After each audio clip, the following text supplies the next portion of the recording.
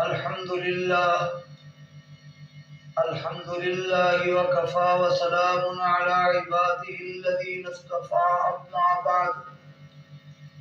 اللهم صل على محمد عبدك ورسولك وصل على المؤمنين والمؤمنات والمسلمين والمسلمات. أما بعد فأعوذ بالله من الشيطان الرجيم. بسم الله الرحمن الرحيم. ولن ترضى عنك اليهود ولا النصارى حتى تتبع ملتهم قل إن هدى الله هو الهدى ولئن اتبعت أهواءهم بعد الذي جاءك من العلم ما لك من الله من ولي ولا نصير.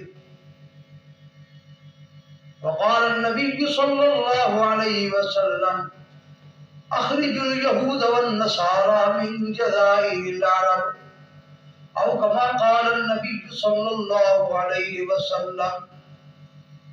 اللہ جل شانہ امن والہ وعز برہانہ نے یہود و نصارہ کی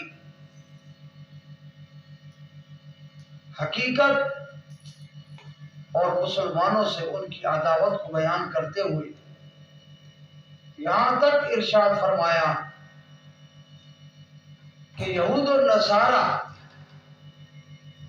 وہ تم سے ہرگز راضی نہیں ہوں گے، اور اولاً مخاطب حضرت محمد رسول اللہ صلی اللہ علیہ وسلم کو بنایا جو اللہ کے خاص برگزیدہ بندے ہیں، جو سید الانبیاء والرسل ہیں.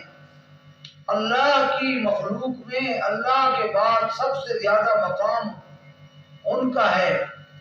اللہ تو خالق ہیں، اللہ کی مخلوق میں آپ کا مقام ہے سب سے زیادہ.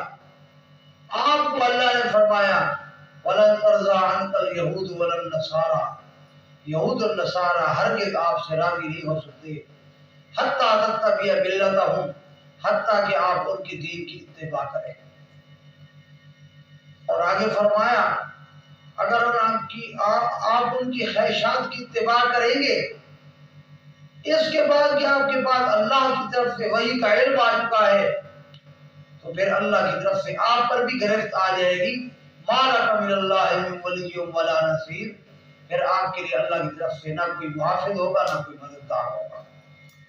یہ بطور مفروضہ بیان فرمایا کہ فرض کر لو اگر آپ بھی یہود و نصارہ کی خواہشات کی اتباع کریں گے تو آپ پر بھی اللہ کی پکڑ آئے گی اور اللہ کی طرف سے کوئی محافظ کوئی مددگار نہیں ہوگا. یہ جائے کہ کوئی اور جرت کرے اور عام آدمی جرت کرے کہ وہ یہود و نصارہ کو راضی کرنے کے لیے مسلمانوں پر ظلم اور بربریت کا ساتھ دے، اللہ تعالیٰ کے عذاب کو دعوت دینے والی بات ہے. مسلمانوں پر کشمیر میں، فلسطین میں، شام میں، عراق میں، بوسنیا میں ظلم ہو رہا ہے، دوسرے مسلمان اس کو دیکھ رہے ہیں، اور پھر یہ تبصرہ ہوتا ہے کہ مسلمان ایک دوسرے کے خیر خواہ نہیں ہیں.